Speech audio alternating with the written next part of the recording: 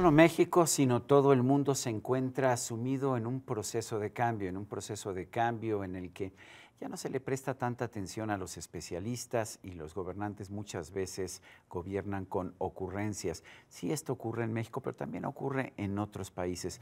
Para tratar de entender un poco la situación y el proceso de toma de decisiones en algunos gobiernos, incluido el de México, he querido preguntarle a Leonardo Núñez toda una serie de preguntas. Leonardo Núñez es politólogo, internacionalista y maestro en Administración Pública del CIDE. Es profesor del TEC de Monterrey, investigador de Mexicanos contra la Corrupción y la Impunidad. Es columnista también del diario La Razón y autor del libro ¿Y dónde quedó la bolita?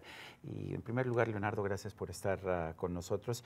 Y Leonardo, cuéntanos en primer lugar, ¿dónde quedó la bolita, por ejemplo, en el caso de las pipas? Tenemos un gobierno que dice que es muy honesto y por lo tanto que sus decisiones son honestas, pero tú has estado investigando, has estado haciendo una serie de comentarios sobre esta compra de pipas. ¿Qué nos puedes decir? Creo que el tema de las pipas pinta de cuerpo entero a esta nueva administración por varias cosas. En primer lugar, es una cantidad importante de dinero. Muchas veces se reportaba en los medios cuánto costaban en dólares, 92 millones de dólares. Pero cuando uno lo pasa a pesos y lo compara con otras instituciones, nos damos cuenta de la relevancia de esta decisión, porque es una compra de 1.700 millones de pesos. O sea, no es pequeño. No es pequeño. Solo para compararlo, el presupuesto del INAI es de 900 millones de pesos. Entonces, 2 veces el INAI cabe en la compra de las pipas. Pero esos son organismos autónomos y por lo tanto corruptos, ¿no? Claro, están muy cuestionados, están bajo fuego en este momento, pero el presupuesto de la COFESE, por ejemplo, es una tercera parte de lo que costaron las pipas. Entonces, lo primero es, esta es una decisión en términos presupuestales importante. Lo segundo es que se tomó esta decisión por una explicación de urgencia. Se dijo por parte del presidente, esto no se licitó porque si lo hubiéramos hecho así, las hubiéramos comprado en México, esas pipas hubieran llegado hasta marzo.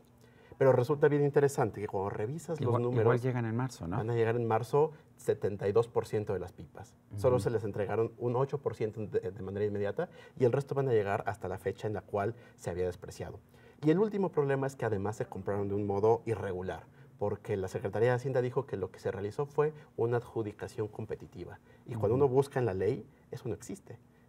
Por ley solamente puedes hacer una adjudicación directa que se le da a una persona, una licitación competitiva o relativamente competida con una invitación de 3 personas o más, o una licitación abierta completamente. Y esto no fue nada. ¿Esta adjudicación competitiva sería que por lo menos propusieron precios 2 o 3 proveedores o ni siquiera sabemos eso? Ahora, lo que sabemos es que hubo 2 sesiones y que ellos escogieron los precios, pero como no hay un dictamen que todavía sea público, no sabemos cuál fue la decisión detrás de otorgarle o comprarle 100 pipas a una empresa y 300 a otra a diferentes precios. Entonces no lo sabemos. Ese es el principal problema.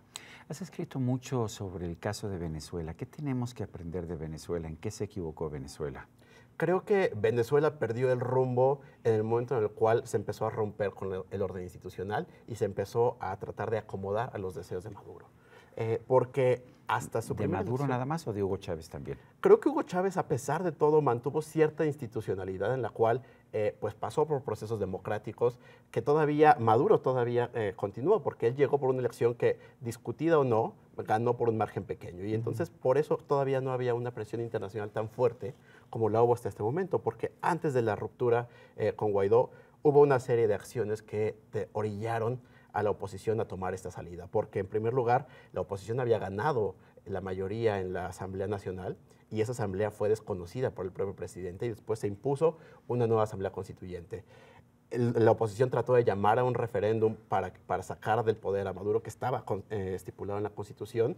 Empezaron a recabar las firmas y sin ninguna explicación el Consejo Electoral de Venezuela puso pausa a eso. Entonces, todas las vías institucionales se fueron cerrando poco a poco y entonces acabamos en esta salida que, a pesar de que es muy cuestionada, es una salida institucional, porque en la Constitución está previsto que el presidente de la Asamblea puede ser... Que en la ausencia de un presidente constitucional, la Asamblea nombra un presidente encargado, ¿no? Claro, y pues todo esto surge de que la elección que se realizó el año pasado fue desconocida por la comunidad internacional, incluido México. De hecho, México formaba parte del Grupo de Lima que desconoció la elección de Maduro por todas las irregularidades que hubo, porque se apresaron a los opositores, se impidió la participación de otros personajes y, en fin, hubo una serie de salvaguardas que Maduro fue creando para ganar la elección sí o sí.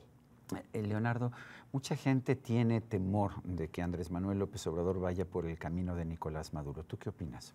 Creo que en este momento es muy aventurado decir eso, porque ciertamente tenemos un orden institucional frágil y todavía joven, pero tenemos ciertas instituciones que tienen la calidad o la historia institucional suficiente para al menos darnos ciertas garantías. Creo que socavar al INE costaría muchísimo trabajo, sin duda es posible, sin duda socavar a los organismos constitucionales autónomos es posible y es un riesgo, pero en este momento creo que es muy aventurado decir eso, pero eso no equivale a decir que estamos a salvo. Creo que estamos viendo muchas situaciones preocupantes de concentración extrema de poder, de otorgamiento de poder a sectores que antes no lo tenían, como los militares, y de toma de decisiones, otra vez en esta misma línea, despreciando a los técnicos y apelando a la voluntad política simplemente, a la ocurrencia en muchos casos, y en otros simplemente a la lealtad. El presidente López Obrador tiene la máxima popularidad que haya registrado un presidente desde que tenemos encuestas, 86% según por lo menos una encuesta. ¿Qué opinas? Creo que es el reflejo de una época, porque mucha de la popularidad del presidente tiene que ver no con los resultados que ha ofrecido, porque lleva muy poco tiempo, sino con la tragedia que fue el régimen anterior, o bueno, el periodo anterior, en lo que respecta a corrupción, en lo que respecta a escándalos de uso inadecuado de recursos. Creo que eso le ha dado suficiente para que cualquier cosa que se aleje de ellos o que se desmarque de ese antiguo momento, le dé suficiente para la popularidad. Y creo que estamos todavía en este periodo de luna de miel. La mayoría de los presidentes entraron con niveles no tan altos, pero ciertamente no despreciables, entre 60 y 65%. Entonces, pues tendremos que ver a la luz de las decisiones que pasen en los siguientes meses si esa popularidad se mantiene, porque ciertamente estamos viendo muchas cosas riesgosas o cuestionables. Los expresidentes, Peña Nieto, por ejemplo, estaba todos los días en televisión, pero daba un discurso y tomaban 20 segundos, 40 segundos de este discurso y salía una nota en televisión siempre positiva. Al final la gente no lo veía.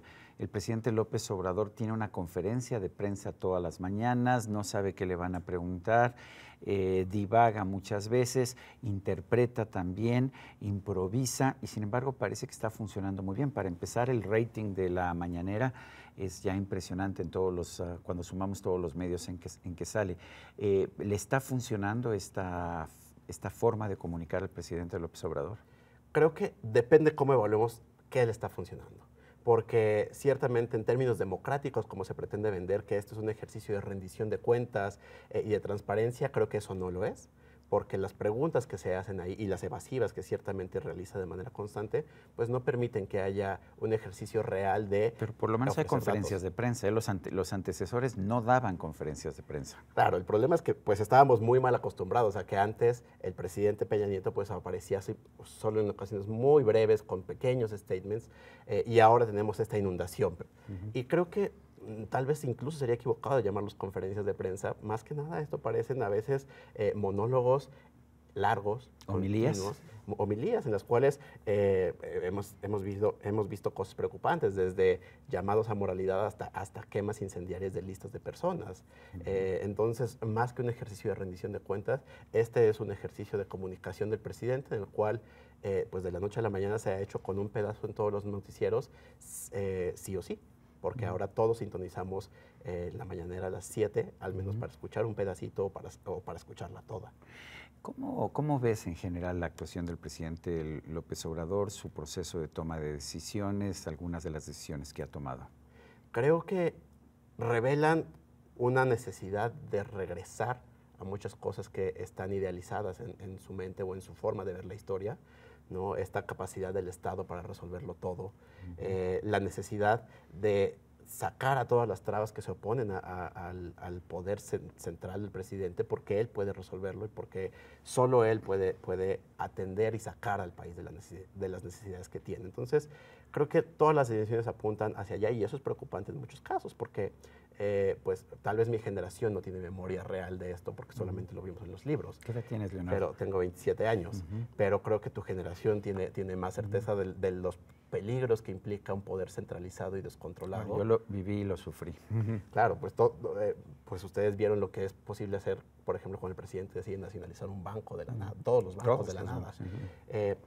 En fin, creo que nosotros no estamos conscientes de los peligros que tiene un poder centralizado y descontrolado, y que además no es una locura porque ya venimos de ahí y hay un deseo, me parece que bastante explícito del presidente, de regresar a ese momento en el cual el Estado controla los precios de mercado, el Estado es el único productor de electricidad, el Estado es autosuficiente en términos culturales, incluso el CONACYT y científicos. El CONACYT quiere la soberanía científica, lo que sea que eso signifique. O sea que ya no tenemos que saber lo que se hace de ciencia fuera del país, no tenemos que conocerlo. Claro, de hecho el propio presidente dijo en una conferencia de prensa, pues esta gente, estos funcionarios querían viajar al extranjero para ver qué estaba pasando en Francia. Eso no se necesita, aquí podemos saberlo. Aquí sabemos todo. Aquí sabemos todo, aquí somos autosuficientes y seremos capaces nosotros de construir nuestro propio pues, cielo sin tener que salir de aquí. ¿Qué opinas de los organismos autónomos? Creo que tienen una larga historia en la cual tienen una razón de ser. Los organismos autónomos están ahí no porque el Estado no pueda hacer ciertas cosas, sino porque no es deseable que el Estado lo haga todo. A pesar de que los órganos constitucionales autónomos son parte del Estado, sí juegan un papel de contrapeso. Y creo que en todas las sociedades democráticas se necesitan contrapesos. Actualmente la CRE está bajo fuego, pero creo que es porque hay una visión también encontrada del presidente con: no necesito que nadie me ponga cortapisas, no necesito que nadie me diga si lo que estoy haciendo está bien o está mal, entonces necesito hacerlo a un lado. Creo que están en un riesgo real, porque además pasó una cosa bien interesante con el presupuesto. Entre la propuesta del presupuesto de egresos de la Federación y el presupuesto de egresos que aprobó la Cámara de Diputados, hubo 23,000 millones de pesos adicionales que se inventaron en una bolsa los diputados. Y ese dinero adicional se repartió solamente para algunas secretarías, a Bienestar, a la Secretaría de Defensa, y al mismo tiempo de que se repartió más dinero, todos los organismos constitucionales autónomos tuvieron una reducción adicional al presupuesto ya recortado que ellos habían presentado, ¿no? Como un castigo.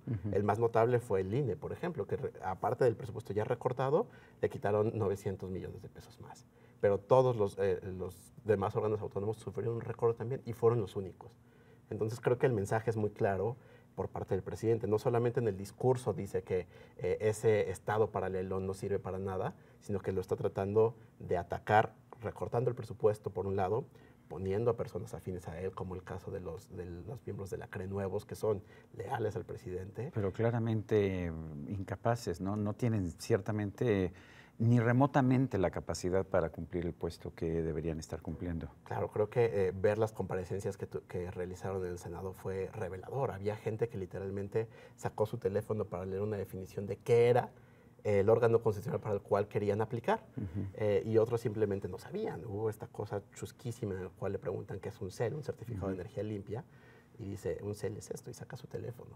¿No? Parece muy gracioso, pero es preocupante, porque te habla que otra forma de socavar las instituciones, que es: no las voy a destruir, simplemente voy a poner a personas incapaces en ese lugar, y entonces pues van a dejar de ser un contrapeso. Su función va a ser leales al gobierno. Claro.